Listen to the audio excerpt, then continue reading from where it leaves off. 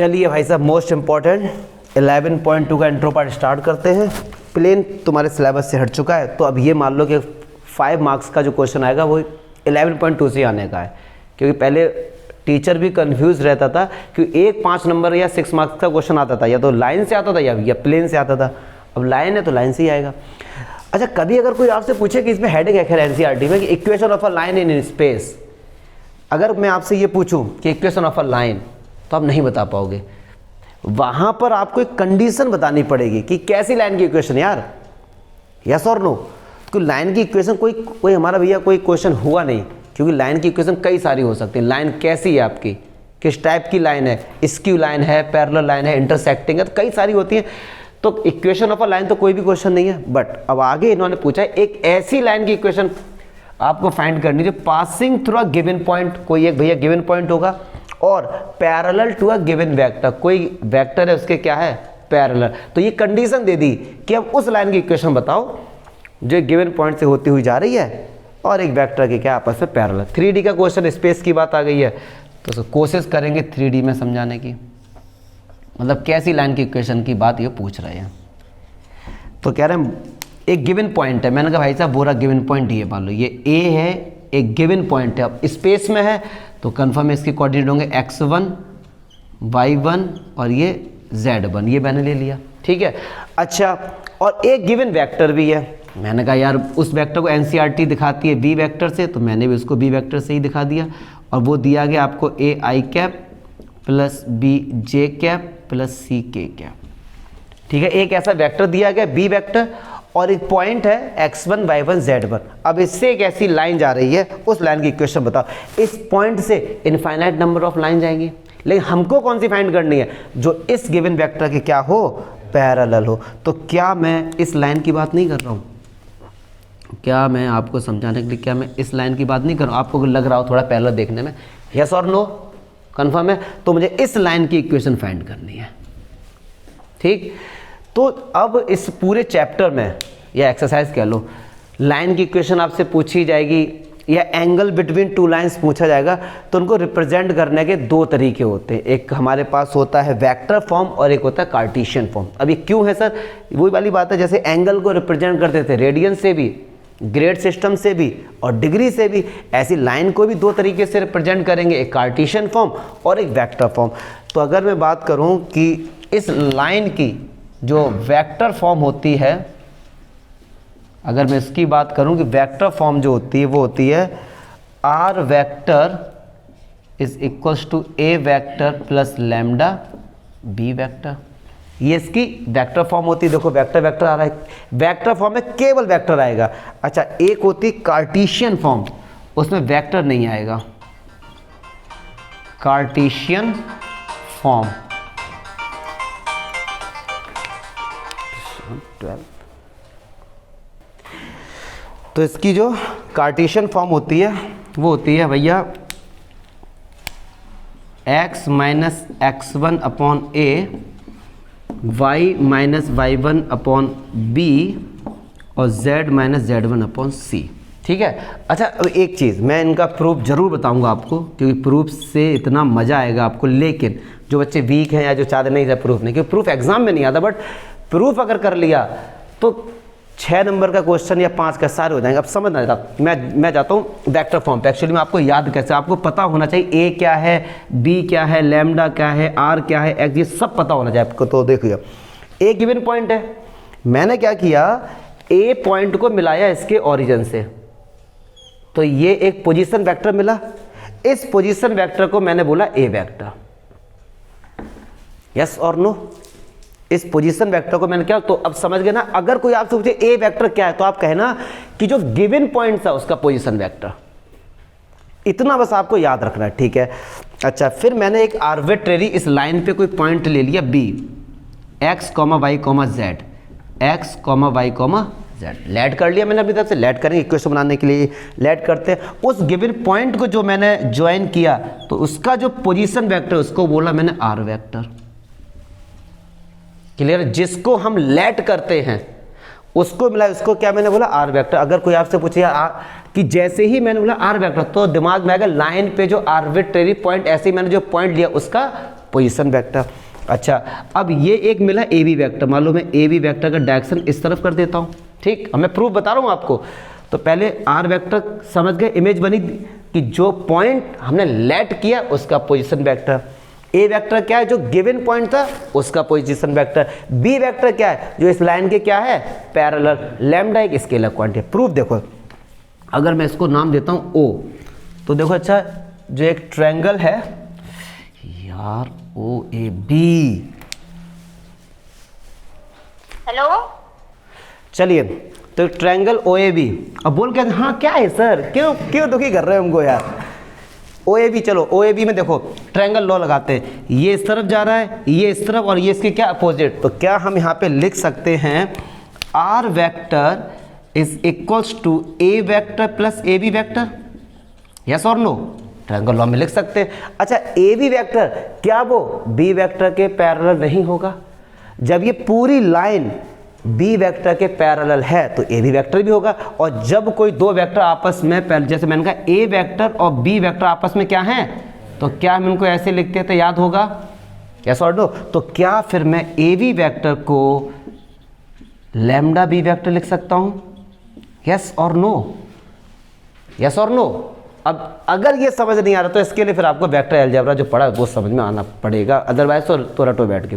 Clear है? ये हमारी वेक्टर फॉर्म का प्रूफ हो गया। अब सर कार्टेशियन का बताओ, तो कार्टेशियन का भी बहुत सिंपल मैं बताऊंगा। क्या हम अब आर वेक्टर को ना वेक्टर फॉर्म में हटा के आप इसको कोऑर्डिनेट ज्योमेट्री में लिखने की कोशिश करो, बस उसी को हम देखते हैं। अब एक बात सुनिएगा, क्या मैं अगर आर वेक्टर को क्या मैं ऐसे लिख सकता हूँ, एक्स आई कैप प्लस वाई जे कैप प्लस जेड के कैप? बताओ जरा कैसे लिखते थे, समझ रहा। मैं यहाँ बार बार बताना पड़ेगा, बट ये आना चाहिए आपको। 0,0,0। अगर मैं आपसे बोला ओ बी वेक्टर, तो एंड में है बी, तो एक्स से इसको माइनस करो, आई कैप, वाई से इसको माइनस करो, ये ठीक है सर। चलिए, ऐसे ही ए वेक्टर क्या होगा, x1 i cap plus y1 i j cap और z1 k cap plus lambda. B vector भी हमारे पास दिया गया है, a i cap plus b j cap plus c k cap. Clear है?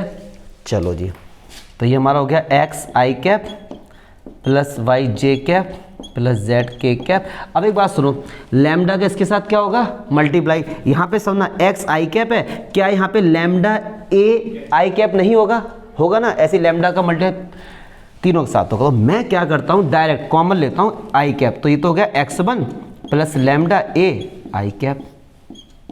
बताओ जरा, देखो इसमें आई कैप के आगे x1 है, जब लैम्डा का मल्टीप्लाई होगा तो ए लैम्डा होगा, ठीक है। ऐसे यहाँ से y1 plus lambda b j cap, z1 plus lambda c k cap. अब हम लोग करेंगे कंपेयर, क्यों, ये दोनों वेक्टर आपस में क्या बराबर हैं, तो क्या इनके कंपोनेंट स्केलर बराबर होंगे? तो ऐसी x किसके बराबर होगा, x1 प्लस लैम्डा ए के, तो x बराबर होगा x1 प्लस लैम्डा ए। और अगर मैं आपसे कहूँ यहाँ से लैम्डा की वैल्यू फाइंड करो, तो x माइनस x1 अपॉन ए बराबर लैम्डा, यस और नो? क्या थोड़ा थोड़ा दिखा? ठीक है। ऐसे ही ये चीज़ इसके बराबर होगी, तो y is equals to y1 plus lambda b। तो यहाँ से लैम्डा की वैल्यू क्या होगी, y minus y1 upon b equals to lambda. ऐसे ही अगले वाले की होगी z minus z1 upon c equals to lambda. और लैम्डा स्केलर, वो तीनों आपस में क्या होंगे, बराबर, तो ये भी तीनों आपस में क्या होंगे, बराबर। तो अगर आपको ये बोला जाए कि भैया एक ऐसी लाइन की कार्टेशियन फॉर्म बताओ जो given point x1 y1 z1 और इसके क्या है, पैरेलल, तो अब आप समझिए, जैसे ही मैंने बोला कि x क्या है, तो भैया जो हमने पॉइंट लेट किया था, ठीक है। x1 क्या है, जो गिवन पॉइंट है। a क्या है, जो गिवन वेक्टर के डायरेक्शन रेशियोज। abc क्या है, abc क्या है, इसके गिवन वेक्टर के डायरेक्शन रेशियो। बस इतना समझ आने तो फील आएगा एक्चुअली में क्वेश्चन बोल क्या रहा है। अगर तुम रटोगे इसको, कंफ्यूज होगे, अच्छे खासे कंफ्यूज हो, क्योंकि 1-2 नंबर के क्वेश्चन नहीं आते इन पे, कंसेप्ट पता होना चाहिए। आप डाउट बता दो कि सर ये डाउट है, मैंने प्रूफ इसीलिए बता दिया। एक चीज और देख लो, अगर ये नॉर्मल वेक्टर है, नंबर भी, अगर ये यूनिट वेक्टर होता, तो अगर ये यूनिट वेक्टर होता तो ए बी सी इसके क्या होते हैं, डायरेक्शन कोसाइन। तो यहाँ पे ये भी फॉर्मूला एनसीईआरटी में मिल जाएगा, तो टेंशन मत लेना कि सर ने लिखा है ए बी सी, सर वहाँ एल एम एन दोनों हैं। तो एल एम एन क्या होंगे, जो वेक्टर इसके डायरेक्शन कोसाइन, तो अगर रेशियो दिया तो ABC वो दिया तो ठीक है, याद रखना है। अब आपको एक ऐसी लाइन की इक्वेशन बतानी है जो passing through a given 2 points, 2 given points हैं, अगर उनसे एक लाइन होती हुई जा रही है तो उस लाइन की इक्वेशन बनाओ। स्पेस की बात कर रहे हैं, तो चलिए जी देखते हैं। अब आपको वो 2 गिवन पॉइंट्स, तो मैंने कहा मान लो ये एक लाइन है, वो ज़रा गौर फरमाएंगे, देखेंगे ज़रा। अब इस पर 2 गिवन पॉइंट्स हैं, मैंने कहा एक यार ये ना, मान लो ये गिवन पॉइंट है हमारे पास A और एक हमारे पास गिवन पॉइंट है ये B, ठीक। इसके कोऑर्डिनेट हैं x1, y1 और z1, इसके क्या है x2 और y2 और z2, ये 2 गिवन पॉइंट्स हैं इसके, ठीक। तो अब उसकी वेक्टर फॉर्म क्या होती है, तो देखो जरा, वेक्टर फॉर्म होती है r is equals to a vector plus lambda b minus a vector, clear है। कार्टेशियन फॉर्म होती है x minus x1 upon x2 minus x1, y2 minus y1 और z2 माइनस z2। अब आपको सारी बातें पता होनी चाहिए कि a वेक्टर क्या है, b क्या है और r वेक्टर क्या है, फिर x1 x2 ये सब पता होना चाहिए। तो चलिए जो a पॉइंट है, मैंने क्या किया, A पॉइंट को मिलाया इसके ओरिजिन से, तो इसका कोई ना कोई पोजीशन वेक्टर होगा, तो ये रहा। तो ये जो हमारा वेक्टर है इसको हमने बोला A वेक्टर, ठीक। और जो हमारा एक दूसरा गिवन पॉइंट है उसको मैंने मिलाया, तो ये हमारा होगा B वेक्टर। बाहर, हाँ मुझे भी ऐसा ही लग रहा है। चलो ये भी, अब मैंने कहीं पे इसके इधर कहीं भी पॉइंट लिया, मान लो इसको मैंने दिया ये ABC दे दिया, चलो इसको, तो ये है x y z और इससे इसको मिलाया, तो इसका जो पोजीशन वेक्टर उसको मैंने क्या बोला जी, r वेक्टर, क्लियर है। तो चलिए अब समझते हैं पहले r वेक्टर क्या है, जो हम एक गिवन पॉइंट लेते हैं x y जो उसका पोजीशन वेक्टर A क्या है, जो एक गिवन पॉइंट है उसका पोजीशन वेक्टर B क्या है दूसरे का। कार्टेशियन में x1 y1 z1 x2 y2 z2 का जो 2 गिवन पॉइंट्स हैं उनके कोऑर्डिनेट। तो चलिए इसका भी हम लोग प्रूफ करेंगे और बड़ा मजा आएगा इसमें। तो अगर मैं आपसे बोलूं कि ये OA वेक्टर ये इस तरफ जा रहा है और भाई साहब ये इस तरफ जा रहा है, यस और नो, इसका नामकरण कर दो। तो ट्रायंगल OAC को देखो, ट्रायंगल OAC को, तो चलिए जी OAC को देखते हैं। ये इस तरफ जा रहा है और ये इस तरफ, तो क्या इसकी वैल्यू इसके बराबर होगी, तो चलो जी देखते हैं। R vector is equals to A vector plus AC vector, yes और नो बोल सकते ना। अब यहाँ से थोड़ा सा लॉजिक है, आप मुझे ये बताओ, क्या हम AC वेक्टर को लैम्डा AB वेक्टर लिख सकते हैं? अब समझना चाहिए क्या, देखो AC वेक्टर किसके ऊपर है, AB वेक्टर के। जब कोई दो वेक्टर कोलिनियर होते हैं या वो पैरेलल होते हैं, एक ही तो बात है। अब जैसे एक बच्चा सोचे सर कोलिनियर का मतलब उसके ऊपर है, आपने इसको अलग कैसे कर दिया, बिकॉज ऑफ फ्री वेक्टर मैं इसको अलग कर सकता हूँ, ठीक है।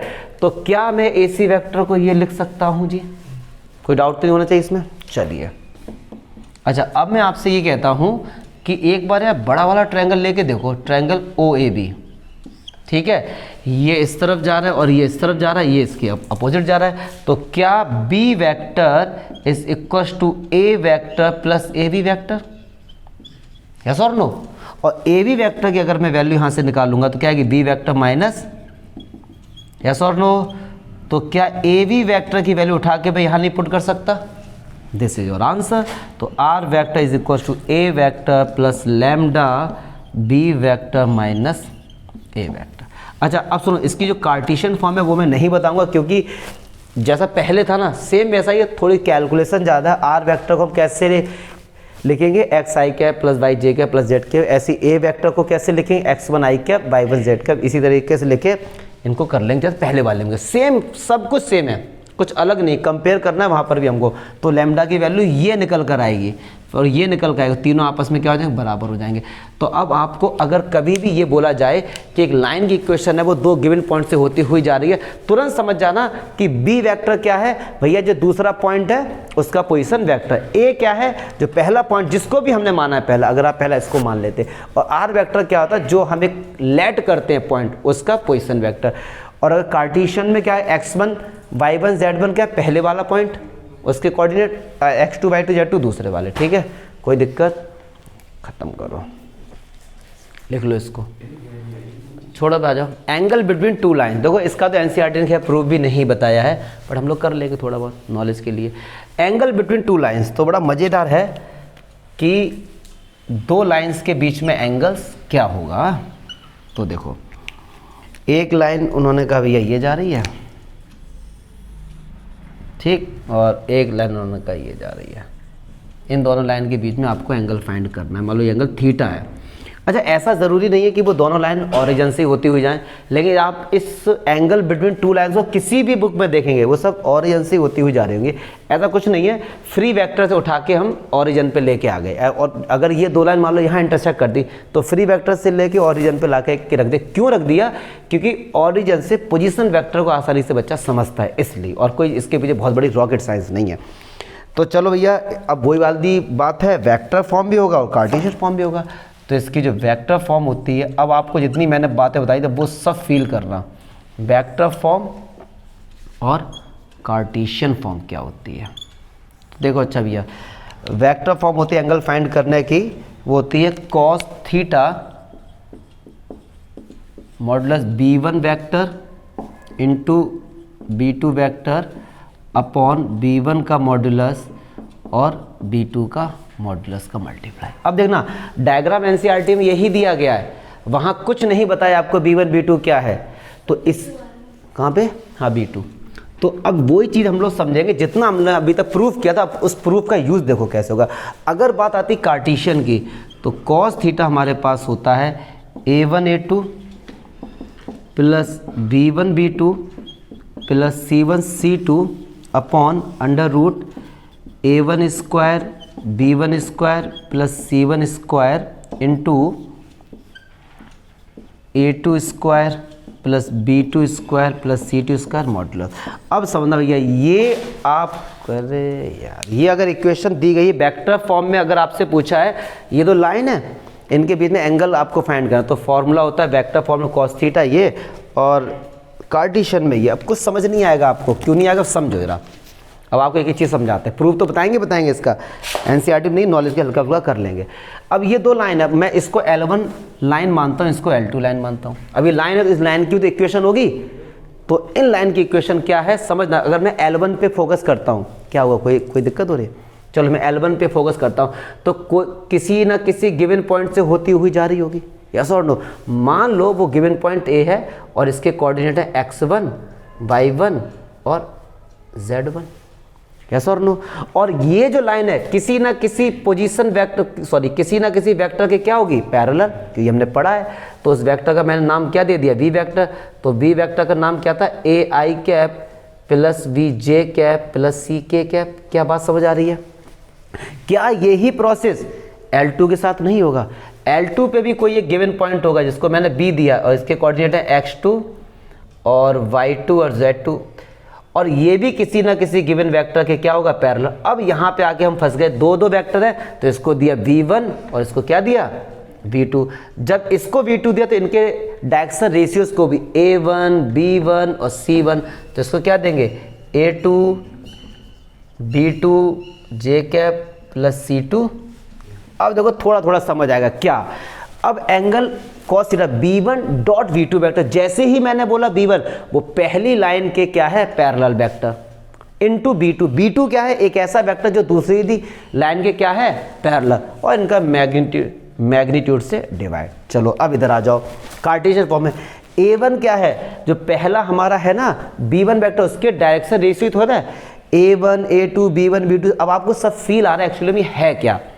जैसे आपने कहीं भी देखना a1 b1 c1, तो पहला जो वेक्टर दिया गया है जो लाइन के क्या है, पैरेलल, उसके डायरेक्शन रेशियो, और a2 b2 c2 क्या है, दूसरे वाले के डायरेक्शन। क्या चमका, ठीक है। अच्छा अब यार सर प्रूफ क्यों नहीं दिया है, चलो देखो। अच्छा एक चीज़ और जान लो, जब ये वेक्टर फॉर्म है एंगल के, तो पक्की बात है जो लाइन होगी उनकी भी वेक्टर फॉर्म गिवन होगी। तो पहली वाली लाइन L1 है, उसकी वेक्टर फॉर्म आपको दी गई है, r vector equals to a1 vector plus lambda b1 vector, इस तरीके से आपको दे दिया गया। क्लियर है सर? और दूसरा दिया गया है r vector equals to a2 vector plus mu b2 vector, ठीक है। तो ये b1 b2 वेक्टर वही हैं और a1 और a2 वेक्टर क्या है, जब इसको आप ज्वाइन करें उसके पोजीशन वेक्टर। तो ये दो इक्वेशंस गिवन है वेक्टर फॉर्म में, समझो यार, ज़्यादा कंफ्यूज मत हो, इसीलिए मैंने प्रूफ बताया। समझो पहली इक्वेशन क्या थी, r vector equal to a plus lambda b vector, एक तो a plus lambda b vector, पर मैंने a1 b1 क्यों यूज़ कर रहा हूँ, क्योंकि दो है ना इक्वेशन। चलिए अब आ जाओ कार्टेशियन फॉर्म में। जो पहली कार्टेशियन फॉर्म जो अभी हमने पढ़ी है वो क्या मैंने पढ़ी थी, अगर आपको याद हो तो x minus x1 upon a, y minus y1 upon b और z minus z1 upon c, यही तो पढ़े थे। लेकिन वो तो एक लाइन की थी, यहाँ पे लाइन कितनी है, दो, तो इसको a1 b1 c1 लिख सकते हैं और दूसरी थी x upon x2 a2 b2 और z minus z2 c2। Clear है। तो उन दोनों लाइन की अगर कार्टेशियन फॉर्म ये है तो ये उनके बीच में एंगल होगा, ठीक है। और कितनी बार में मैं खैर बताऊंगा अभी क्वेश्चन कि वेक्टर फॉर्म को कन्वर्ट करने को आता है कार्टेशियन फॉर्म में और कार्टेशियन को कन्वर्ट करने को आता है वेक्टर फॉर्म में। प्लेन हट गया है, ये तुम्हारे लिए तो बहुत अच्छी बात है क्योंकि बहुत लॉजिकल था वो, बट पढ़ते तो मज़ा आता। चलिए अब देखो प्रूफ देखो। अब एक बात सुनो, प्रूफ तो खैर कुछ नहीं है, इसका बहुत ही सिंपल प्रूफ है, पता नहीं क्यों नहीं बताया है इन्होंने। देखना, इन दो लाइन के बीच में एंगल हमको फाइंड करना है। अब एक बात सुनो, क्या ये वेक्टर क्या इसके पैरेलल है, तो क्या इसको मैं फ्री वेक्टर के थ्रू उठा के क्या मैं इसके ऊपर लेके आ सकता हूँ, ठीक है, ऐसे मैं इसको लेके आ सकता हूँ। तो अगर मैं b1 वेक्टर और b2 वेक्टर के बीच का एंगल बता दूँ तो वही तो लाइन के बीच का एंगल होगा, यस और नो। और किन्हीं दो वेक्टर के बीच का एंगल तो हम लोग बता ही सकते हैं। कैसे बता सकते हैं, देखो चुटकियों में आ जाएगा, देखना कैसे, कि b1 vector dot b2 vector क्या होता था, cos थीटा। और अगर मैं आपसे पूछूं भैया cos थीटा क्या होगा, तो b1 dot b2 vector upon, yes और नो। और सर इन्होंने मॉडुलस क्यों लगाया, तो इन्होंने बोला है कि जो ये एंगल ही एक्यूट है। अब एक्यूट में भैया cos पॉजिटिव होगा, cos क्या सारे पॉजिटिव होते हैं, इसलिए इन्होंने लगा दिया मॉड्यूलस। क्या कोई ऐसी चीज़ है जो तुम कह रहे हो सर हमें कि हमको समझ नहीं आई। अब कुछ नहीं करना, यहाँ पे इन वेक्टर्स की वैल्यू पुट कर दो तो ये चीज़ निकल के आ जाएगी। खुद समझो खुद समझो, ये b1 है, b1 वेक्टर का मॉडुलस होगा क्या यार, under root a1 square plus b1 square plus c1 square into modulus b2 a2 square b2 square c2 square, और इनका मल्टीप्लाई करो b1 b2 का, तो यही तो आएगा a1 a2 plus b1 b2 plus c1 c2। अब क्यों नहीं दिया उसको हम डिस्कस नहीं करेंगे ज़्यादा, क्यों हम उनसे बड़े होशियार नहीं हैं, बट दे देते तो अच्छा रहता बच्चों के लिए। आप डाउट बता दोगे सर ये डाउट है, पक्की बात है सर, अच्छा जी। और देखो उन्होंने और भी चीज़ें बताई हैं, खैर इसमें प्रूफ तो हो ही गया बातों बातों में। अच्छा एक चीज़ देखो, अगर मैं आपसे ये बोलूँ कि इन दोनों के बीच में एंगल 90 है, केस बनाता हूँ, चलो मैं केस बनाता हूँ कि इनके बीच में भाई एंगल 90 है, ठीक है सर। तो cos 90 क्या होता है, 0। cos 90 क्या होता है, 0। अगर मैं इसकी बात करूं cos 90 ये इस तरफ चला जाएगा 0 में, तो b1 डॉट b2 अगर 0 आ गया तो आप कह सकते हैं दोनों लाइन के बीच में एंगल क्या 90, और ये तो वेक्टर में पढ़ के आए हैं। अगर बात करते हैं कार्टेशियन की, तो ये एंगल 0 है, ये किस में जाएगा, क्रॉस मल्टीप्लाई में, तो a1 a2 plus b1 b2 plus c1 c2 अगर 0 आ गया कार्टेशियन फॉर्म में, तो हम कह सकते हैं कि उन दोनों के बीच में एंगल क्या है, क्या चमका। देखो बातों बातों हम लोग बहुत डीप में जाएंगे, हल्का सा जाएंगे, ज़्यादा भी नहीं, लेकिन समझते रहना। कोई दिक्कत है तो बताओ भैया, ठीक है। अब अगर देखो उन्होंने एक बड़ा लॉजिक लगाया, इसमें लॉजिक को समझना जरा। कह रहे हैं कि अगर उनके बीच में थीटा 0 है, थीटा क्या है जी 0, मतलब cos 0 की वैल्यू क्या होती है 1, तो ये क्रॉस में जाएगा। तो अगर आपने वेक्टर फॉर्म में दिया गया और अगर आपने ये दिखा दिया b1 dot b2 modulus b1 dot b2, तो क्या उनके बीच में एंगल 0 है, मतलब आपस में क्या है, पैरेलल, यस और नो। अच्छा अगर बात करते हैं यहाँ की, तो ये इसके बराबर आ जाएगा, समझना जरा, अगर जगह मिल जाएगी अब समझना जरा। अब क्योंकि यहाँ पे आप कंफ्यूज मत होना यार, मैं वेक्टर कार्टेशियन दोनों मुझे बतानी पड़ेंगी आपको नॉलेज के लिए। cos 0 1 तो ये इसके पास आएगा भैया, ठीक है, मैं इसके पास लेके आता हूँ। तो ये हमारा क्या हुआ, a1 square plus b1 square plus c1 square और a2 square plus b2 square plus c2 square is equals to, जगह कम पड़ रही है, a1 a2 plus b1 b2 plus c1 c2। यहाँ तक कोई दिक्कत नहीं होनी चाहिए। क्लियर है सर? अच्छा जी, अब देखना यहाँ से सारे बच्चे गौर फरमाएंगे, गौर फरमाना, गौर गौर गौर गौर। बातें में एक चीज़ होगी जो एनसीईआरटी ने थोड़ी डायरेक्ट बताई, हम उसको समझेंगे। इनका डिवाइड इन तीनों के साथ हो रहा है, यस और नो? अब मैं ज़्यादा लेंदी नहीं, मैं एक चीज़ समझाना चाह रहा हूँ, पहले उसको समझना। इन दोनों का इसके साथ भी हो रहा है, इसके साथ भी हो रहा है, इसके साथ भी हो रहा है। क्या मैं ऐसे लिख सकता हूँ? A1 under root A1 square plus B1 square plus C1 square dot A2 upon under root A2 square plus B2 square plus C2 square, ऐसे इसके साथ होगा। अब A1 क्या, अगर A1 देखा जाए, इसका क्या डायरेक्शन रेशियो और किसके साथ डिवाइड हो रहा है? उसके मैग्नीट्यूड से। तो क्या ये डायरेक्शन कोसाइन नहीं है? किसी भी डायरेक्शन रेशियो में उसी वेक्टर के मैग्नीट्यूड से अगर डिवाइड हो रहा है तो क्या वो डायरेक्शन कोसाइन नहीं होता है? तो क्या मैं इसको L1 लिख सकता हूं? क्योंकि दो है ना डायरेक्शन कोसाइन, ये भी है, ये भी, इसको L1 और इसको L2, यस और नो? ऐसे दूसरे वाले को M1 M2 और N1 N2। क्या चमका? तो cos थीटा हमारा क्या ये नहीं होता है? अब लोग कहेंगे कि सर डायरेक्शन रेशियो में था, ये मैंने डायरेक्शन कोसाइन में रिलेशन बता दिया। क्या चमका? भूल मत जाना, क्यों हमने यहीं से प्रूफ कर दिया बात ही बात में। उन्होंने डायरेक्ट लिखा बट हमने समझ लिया, थोड़ा सा हमने लॉजिक लगा दिया इसमें। क्या चमका? ठीक है, अच्छा अब इसी को लेके थोड़ा सा बात कर लेते हैं। अगर cos 90 क्या होता है? 0। अगर थीटा 90 है तो क्या मैं ये बोल सकता हूँ कि L1 L2 M1 M2 N1 N2 0 है तो इसका एंगल क्या होगा? 90 होगा। और यहाँ पर भी देखो 90 आ रहा था, तो ज़्यादा अंतर नहीं है, डायरेक्शन रेशियो डायरेक्शन कोसाइन ज़्यादा अंतर नहीं है, L1 N2 का चक्कर है। क्लियर है? अच्छा, इनका डिवाइड करके एक चीज़ आती है कि A1 अपॉन A2 बराबर B1 अपॉन B2 बराबर C1 अपॉन C2। डिवाइड करके इनका आता है ये कि देखो, आप इनका स्क्वायर ओपन करोगे तो ए प्लस बी प्लस सी का होल स्क्वायर जाएगा, लेंदी होगा, उससे हमको डिवाइड करना पड़ेगा, आएगा यही। तो जान लो अगर एंगल 0 है, जैसे ही मैं बोलूँ एंगल 0 है, मतलब बात हो रही पैरेलल की या कोलिनियर की। तो अगर दोनों लाइन आपस में पैरेलल हैं या फिर आपस में कोलिनियर हैं, तो ये चीज़ आप दिखा देना, A1 अपॉन A2 बराबर B1 अपॉन B2 बराबर C1 upon C2, that we can say the lines are parallel. Clear है? अगर वहाँ पे डायरेक्शन रेशियोज गिवन ना हो, मान लो डायरेक्शन कोसाइन गिवन हो, मतलब L1 L2 ये सब गिवन हो, तो इनका मल्टीप्लाई करके ऐड करना।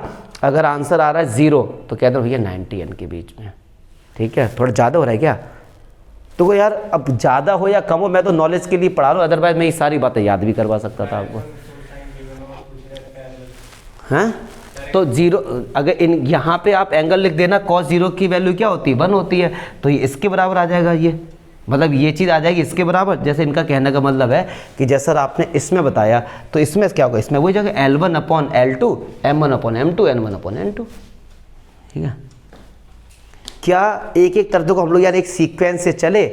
अदरवाइज जो बच्चा कह रहा है सर हमें ये बकवासगिरी मत बताओ, नंबर वाली बात हो, तो भाई साहब ये याद कर लो तुम, और तुम ये याद कर लो, तुम्हारा बेड़ा पार हो जाएगा। बस इन दो को याद कर लो, क्वेश्चंस हो जाएंगे। और ये दो कंडीशन, ये वाली और ये वाली, बस रख के क्वेश्चन मिल जाएंगे तुमको। इनको मैं क्यों ये सारी बातें बता रहा हूँ? क्योंकि भैया 6 नंबर का या 5 नंबर का या फिर आपके केस स्टडी में आया, तभी कर पाओगे जब आपको ये सारा फील हो रहा होगा, अच्छा ये चीज़ कहाँ से आ रही है। ठीक है?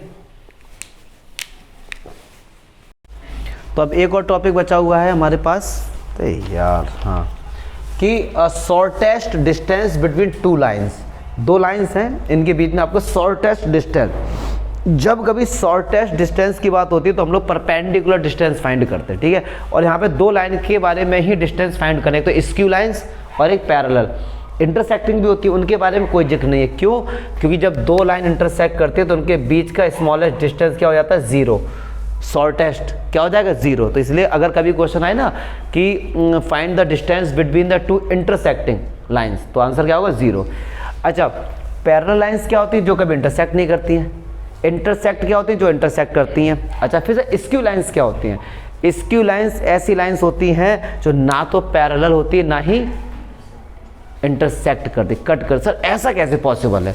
अब आप जैसे मैंने ये 2 स्क्यू लाइन्स बनाई हैं, अब आप कह रहे होंगे कि सर यार ये तो अगर मैं इसको आगे बढ़ाऊंगा तो ये लाइन आपस में भैया इंटरसेक्ट करेंगे। बट ये बात कर रहे हैं स्पेस की, आप उसको फील करो, थोड़ा समझने की कोशिश करो। देखो मैंने आपसे कहा कि ये एक बुक है, इस बुक का थोड़ी देर के लिए समझो दीवार है, ये बहुत बड़ी, तो एक लाइन दीवार की इस तरफ है इस तरीके से और एक इस तरीके से, लेकिन वो कभी लाइफ में कभी इंटरसेक्ट नहीं होंगी क्योंकि बिकॉज ऑफ ये इसके बीच में आ रही है। यस और नो? क्या मैं इस बात को समझा पा रहा हूँ? जैसे मान लो अगर ये एक पेपर है, इधर मैंने कहा एक लाइन इस पेपर पे ड्रॉ करो, एक इस पे ड्रॉ करो, कभी इंटरसेक्ट नहीं होंगे क्योंकि बीच में क्या है, पेपर है। ऐसे ही ये जो 3D फिगर होते हैं ना, स्पेस में जाते हैं, तो एक ऐसे लाइन जा रही है ऐसे, ये कभी भी आके कट नहीं कर सकता क्योंकि बीच में एक एक्सिस आ जाएगी हमारी। तो ये थोड़ा सा आपको समझना है क्योंकि बहुत से बच्चे कन्फ्यूज होते हैं कि सर स्क्यू लाइन्स का मीनिंग क्या होगा ना। तो यहाँ पे फील करो बस, क्योंकि ये 3D फिगर है तो मैं इतना ही समझा सकता हूँ। ये लाइन L1 है और ये लाइन L2 है। अच्छा जी, लाइन L1 वही सारी लाइंस होती हैं जो हमने सबसे पहले पढ़ा था कि लाइन किसी एक पॉइंट से होती हुई जा रही है। मान लीजिए ये एक पॉइंट है हमारे पास A, जिसके कोऑर्डिनेट है x1, y1 और z1, और ये लाइन किसी एक वेक्टर के क्या है, पैरेलल।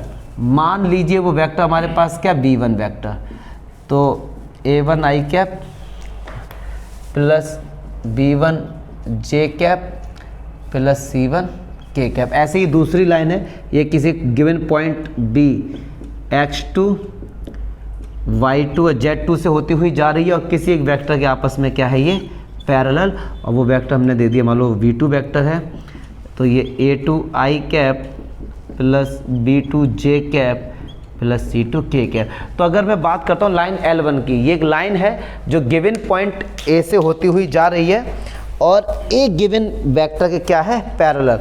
तो अगर मैंने O से A को मिला के जो पोजीशन वेक्टर बनता है, इसको हम क्या बोलते थे, A वेक्टर, क्या बोलते थे, और इससे जो इसको मिलाएंगे उसको हम बोल देंगे, इसको बोल देंगे A1 वेक्टर, इसको क्या बोल देंगे फिर A2 वेक्टर। ये इनके पोजीशन वेक्टर्स हैं, ठीक है। जैसे A2 इसका काम होगा, आप समझना है इस चीज़ का, कोई मुझे नहीं लगता यहाँ पे बहुत बड़ी कोई दिक्कत है। चलो अगर हम बात करते हैं L1 की, तो L1 एक गिवन पॉइंट से होती हुई जा रही है और इस वेक्टर क्या है, पैरेलल, तो इसकी इक्वेशन होगी R1 = A1 + लैम्डा B1, दूसरे वाले की हो गई है। तो इनके बीच का जो हमको शॉर्टेस्ट पाथ मतलब परपेंडिकुलर डिस्टेंस जो हमको फाइंड करना है, वो उसका आंसर ये आता है। इसका प्रूफ देखो, एनसीईआरटी वाला मत देखना, इसे बिना लिखे आप समझो, बिना लिखे, क्योंकि प्रूफ एग्जाम में आते हैं, बड़ा आप समझो। एक बात सुनो, ये दोनों लाइंस आपस में स्क्यू हैं, तो ये भी कंफर्म है कि इनके जो पैरेलल वेक्टर्स है ये भी आपस में क्या होंगे, स्क्यू होंगे। यस और नो? अगर मैंने क्या किया, B1 क्रॉस B2 वेक्टर निकाला, जैसे इसमें यहाँ पे दिख रहा है, क्यों निकाला मैं इसको बताना चाह रहा हूँ। अगर मैंने B1 क्रॉस B2 किया तो एक नया जो वेक्टर मिलेगा, मैंने कहा मान लो C वेक्टर मिलेगा। ये कैसा वेक्टर होगा, जो इन दोनों पे क्या होगा, परपेंडिकुलर।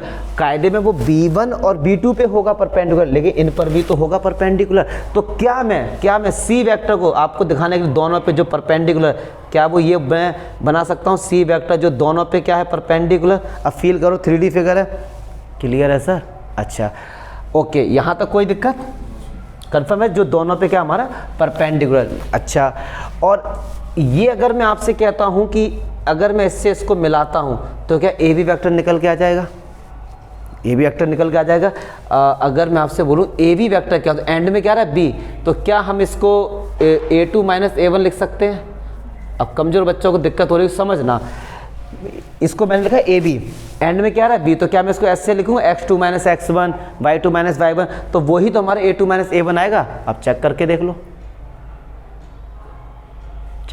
लो, समझो मैं क्या समझाना चाह रहा हूँ। अगर मैं आपसे बोलूँ ए बी वेक्टर लिखो, ए बी वेक्टर, तो आप कैसे लिखेंगे, समझना, ए बी वेक्टर कैसे, x2 - x1 i cap, yes और नो, ऐसे तो लिखेंगे। चलो अब मैं आपसे कहता हूँ भैया A2 - A1 बताओ, तो A2 वेक्टर ये है, A1 वेक्टर, ये दोनों का क्या हो रहा है, माइनस, तो x2 - x1 i कैप। तो इसको ऐसे लिखूँ या मैं ऐसे लिखूँ, बात तो एक ही है। चलिए अब कायदे में ये वाला जो डिस्टेंस हमको फाइंड करना था, क्लियर है जी। अब मैंने क्या किया, मैंने C वेक्टर जो है ना, ये C वेक्टर, इसका मैंने क्या निकाला, यूनिट वेक्टर। क्या निकाला, यूनिट वेक्टर। तो इसका मतलब क्या, इसी डायरेक्शन में एक यूनिट डिस्टेंस गया, तो इसका अगर मैं आपसे बोलूँ, इसका मैंने निकाला यूनिट वेक्टर, तो C वेक्टर मॉड्यूलस यही तो आएगा, और C वेक्टर हमारे पास ये है, तो इसका मॉड्यूलस क्या होगा, B1 क्रॉस B2। ये हमारे पास आ गया सी वेक्टर का यूनिट वेक्टर। तो देखो दिख रहा है ये। अच्छा, अब ये हमारे पास एक यूनिट आ गया है और इनके बीच का डिस्टेंस ये है, मान लो शॉर्टेस्ट, मान लो मैंने कहा ये है शॉर्टेस्ट, ठीक है। अब ये डिस्टेंस फाइंड करना था, इतना एक यूनिट आ गया तो इसका इसके साथ क्या कर देंगे, मल्टीप्लाई कर देंगे। तो ये तो आ गया कायदे में देखा जाए यूनिट वेक्टर, और इसका मल्टीप्लाई कर दिया उस वाले वेक्टर का, मतलब उसका प्रोजेक्शन निकाल दिया, ठीक है। अगर आपसे बोले कि इस वेक्टर का इस पे प्रोजेक्शन निकालो, तो यही तो फॉर्मूला होता था कायदे में। तो इस तरीके से इसका प्रूफ दिखाया गया है। अब एनसीईआरटी में जो दिखाया, मैं उसके थोड़ा सा अब आप मतलब बच्चों के लेवल के लिए ठीक नहीं है, बट आप ये समझो देसी तरीके से, प्रूफ कोई नहीं पूछ रहा आपसे। चलो जी, अच्छा कोशिश तो मैंने की है समझाने की, अगर समझ गए तो अच्छी बात है। अब इधर आ जाओ। अब दोनों लाइन की इक्वेशन हमको जो गिवन है ना, वो हमको गिवन है कार्टेशियन फॉर्म में। किसमें जी, कार्टेशियन फॉर्म। अब समझो जरा, एक लाइन की इक्वेशन ये है, तो अब इसको फील करते हैं। x1 y1 z1 क्या होता है, जो उस लाइन पे गिवन पॉइंट होता है। a1 b1 c1 क्या होता है, जो हमारे पास एक वेक्टर पैरेलल है उसके डायरेक्शन रेशियो, ये दूसरे वाले के। तो अब इसका प्रूफ कैसे होगा, यहाँ लाके सबकी वैल्यू पुट कर दो। बहुत लेंथी आता है तो मतलब ही नहीं करने का, समझो बस केवल याद कर लो। ये भी इसमें बड़ी बात है कि इनके बीच का जो शॉर्टेस्ट डिस्टेंस है ना, वो जब कार्टेशियन फॉर्म है तो फॉर्मूला क्या होता है, देखना x2 minus x1, y2 minus y1 और z2 माइनस z। ये मॉडुलस है, ये हमारा क्या है भैया यहाँ पे मॉडुलस। क्यों, क्योंकि डिस्टेंस कभी नेगेटिव नहीं होता है। फिर a1 b1 c1, a2 b2 और c2 अपॉन में अंडर रूट में। अब इसका मल्टीप्लाई इसके साथ करो, a1 b2 minus a2 b1 का होल स्क्वायर, प्लस इसका इसके साथ करो b1 c2 minus b2 c1 का होल स्क्वायर, दूर वाले का इसके साथ करो तो a1 c2 और माइनस a2 c1 का होल स्क्वायर। तो ये आपका आ गया डिस्टेंस जब हमारे पास इक्वेशन कार्टेशियन फॉर्म में। अब देखो इसका प्रूफ आप समझ सकते हो कितना लेंथी होना है, बट फिर भी समझिए, फिर भी आप अगर फील्ड में कराना चाहो तो समझना, b1 क्रॉस b2 जैसे ही क्रॉस आया तो भाई पक्की बात है डिटरमिनेंट तो आएगा, कि उसको ऐसे ही सॉल्व करते हैं। फिर इसका है मॉडुलस। अब b1 वेक्टर कायदे में देखा जाए हमारे पास ये रहा भैया, इसका क्या होगा अंडर रूट a1 का स्क्वायर b और b1 का स्क्वायर और c1 का स्क्वायर। तो वहीं से अब आप कहोगे सर ये माइनस क्यों आ रहा है, भाई इसके साथ इसका मल्टीप्लाई हो रहा है, यहाँ पे क्या है माइनस, तो जब इसका मल्टीप्लाई होगा तो हर जगह माइनस आएगा। अब आप कर सकते हो, बहुत लेंथी जाएगा, ठीक है, बुक में तो खैर है ही नहीं। तो आप ये समझो बस, फिर भी मैं कह रहा हूँ अगर आप इतने फॉर्मूले याद रख लेते हैं, ये भी अपने आप में ठीक है यार, ये भी बड़ी बात है। तो ये डिस्टेंस तब दिया गया है जब लाइन हमारी क्या है स्क्यू लाइन से। बस एक और कंसेप्ट है इंट्रो पार्ट में, जब लाइन हमारी आपस में क्या है पैरेलल, उसको और देख लेते हैं। अच्छा चलिए अब देखते हैं, अगर दो लाइन आपस में क्या है parallel, distance between two parallel lines. अब देखो अगर आप देखेंगे एनसीईआरटी में तो b1 b2 नहीं मिलेगा, सही बात है, आपको b और b ही मिलेगा। पूछो क्यों, ये लाइन L1 है और किसी एक पॉइंट से, मान लो मैंने कहा ये पॉइंट है हमारे पास A, x1 y1 और z1, इसका पोजीशन वेक्टर होता है a1 वेक्टर। ये एक पॉइंट से होती हुई जा रही है और किसी एक वेक्टर, मान लो भैया वो रहा हमारे पास, ये रहा एक b वेक्टर और ये उसके क्या है पैरेलल, तो a1 i कैप और plus b1 j cap plus c1 k cap, या abc रहने दो, a1 b1 मत करो, वो तो छोड़ो। अगर ये वेक्टर इस लाइन के पैरेलल है तो इसके भी तो आपस में क्या होगा पैरेलल होगा। तो इसीलिए इन्होंने दूसरा वेक्टर लिखा नहीं, क्योंकि ये दोनों वेक्टर आपस में क्या कोलिनियर हैं, ऐसा इसलिए एक वेक्टर से काम चलाया है। तो पहले लाइन की इक्वेशन है r vector equal to a1 plus lambda b और a2 प्लस म्यू b, दोनों के लिए एक ही काम कर जाएगा। तो ऐसे में इनका जो डिस्टेंस होता है बीच का, वो हमारा होता है b vector cross a2 minus a1 vector upon b vector का मॉड। अब देखो क्या हुआ इसमें, जो दो वेक्टर थे वो हट गए यहाँ से, एक वेक्टर तो आ गया, और कार्टेशियन जो है वो तुम्हारे सिलेबस में इसकी है नहीं, तो हमको कार्टेशियन फॉर्म की नहीं मिले। अगर नॉलेज के लिए करना चाहते हो तो ये तो बहुत ही सिंपल है, केवल वैल्यू पुट करते ना काम हो जाएगा। देखो ये जो फॉर्मूला है ना, एक बार मैं समझाने की कोशिश करता हूँ, प्रूफ आ जाए अच्छी बात है, एग्जाम में तो खैर आने का ही नहीं, दूर दूर तक नाता नहीं, नॉलेज के लिए देख लो। ये वही हमारे पास दो लाइन से आपस में क्या है, पैरेलल। अब मैं इसको हटाता हूँ, इससे थोड़ा सा आपको दिक्कत होगी, वैसे भी इसको मैं हटा ही देता हूँ पूरा, थोड़ा समझ में ठीक आएगा। ये दो लाइन्स हैं भैया हमारे पास, ये एक गिवन पॉइंट ए से होती हुई जा रही है और ये गिवन पॉइंट बी से होती हुई जा रही है। तो अगर मैं आपसे बोलता हूँ और यहाँ एक वेक्टर होगा बी वेक्टर, जो आपस में क्या इनके parallel, a i cap b j cap plus c k cap, पक्की बात है। अच्छा अब एक बात सुनो, यहाँ से अगर मैं ये परपेंडिकुलर ड्रॉ कर दूँ तो क्या ये परपेंडिकुलर डिस्टेंस नहीं है जो हमको फाइंड करना है, ये तो फाइंड करना कायदे देखा जाए। अच्छा जी, इसके बीच में एंगल कितना है जी, थीटा, कुछ ना कुछ होगा। तो आपसे मैं कहता हूँ साइन थीटा, साइन थीटा बराबर होता है परपेंडिकुलर अपॉन हाइपोटेन्यूज, हाइपोटेन्यूज का बी ए वेक्टर। चलो जी कोई दिक्कत नहीं। तो क्या मैं इसको ये लिख सकता हूँ a2 vector minus a1 vector, a2 vector minus a1, या a1 माइनस a2 लिख दो, क्योंकि बाद में होना मॉडुलस ही है, तो कोई टेंशन वाली बात नहीं। अब मैंने यार साइन थीटा तो मैंने निकाल लिया, बट मुझे ये पता है साइन थीटा क्रॉस मल्टीप्लिकेशन में आता है, यस और नो, साइन थीटा किस में आता है, क्रॉस मल्टीप्लिकेशन में आता है। अब ये जो वेक्टर हमारा मिला, ये जो वेक्टर हमको मिला, इस वेक्टर को हमने नाम दे दिया a2 vector minus a1 vector. अब जो ये b है, b वेक्टर को भी आगे जाके इसने कहीं ना कहीं कट किया होगा, जरूर पक्की बात है, चलो किया होगा ना, या अदरवाइज फ्री वेक्टर उठा के लेके आ जाओ। तो मैंने कहा भैया जो b वेक्टर है और जो हमारा है a2 माइनस a1 वेक्टर, ये निकालो तो क्या आएगा, a2 माइनस a1 वेक्टर क्या निकल के आएगा। तो आप क्या बोलेंगे कि सर ये या a2 माइनस a1 का नाम दे दो बी ए वेक्टर, थोड़ी देर के लिए ना बी ए वेक्टर दे दो, समझाने की कोशिश करें, समझाते तो ठीक है। तो ये हुआ और b a vector sine theta n cap, यही तो होगा, ठीक है। तो बी वेक्टर, क्या मैं इसको लिख सकता हूँ a2 minus a1 vector, yes और नो, ठीक है, ये मॉडुलस बी है। अब देखिए कि बी ए वेक्टर, अब यहाँ से मैं इसको क्रॉस मल्टीप्लाई करता हूँ, इसको देखो ध्यान से, तो क्या मैं यहाँ से ए सी वेक्टर बराबर B a vector into sine theta लिख सकता हूँ, लिख सकता हूँ ना, चलो ठीक है। अब देखते रहना, मज़ा आने वाला है बहुत। मैंने क्या किया, पूरे तरफ मॉडुलस कर दिया, कोई दिक्कत नहीं है, क्यों, क्योंकि भैया डिस्टेंस क्या होता है, पॉजिटिव, ठीक है। अब आपको हल्का हल्का आंसर दिखने लगा होगा।